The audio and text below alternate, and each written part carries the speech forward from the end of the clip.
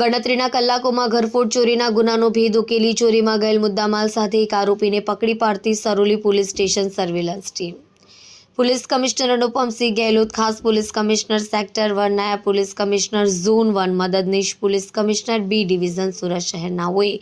Police station વિસ્તારમાં બનતા ઘરફોડ ચોરી તેમજ અન્ય ચોરીને લગતા બનતા નાના મોટા તમામ ગુનાઓ અને વણશોધાયેલ ગુનાઓ શોધી કાઢવા માટે સૂચના કરી હોય છે. અનવ્ય સારોલી પોલીસ સ્ટેશનના પોલીસ ઇન્સ્પેક્ટર SR વેકરિયા નાઓની આગેવાનીમાં સર્વેલન્સ સ્ટાફના police sub inspector HL Desai બીજા સર્વેલન્સ સ્ટાફના માણસો સાથે અલગ અલગ ટીમો બનાવી પોલીસ સ્ટેશન વિસ્તારમાં પેટ્રોલિંગ દરમિયાન ASI Radheshyambhai, Kishanbhai, assistant police constable Vaibhavbhai, Padamshibhai નાઓને મળેલ બાતમી હકીકતને આધારે સારોલી પોલીસ સ્ટેશનના ભારતીય ન્યાય સંહિતા 2023ની કલમ 305A મુજબના ગુનામાં સંડોવાયેલ આરોપી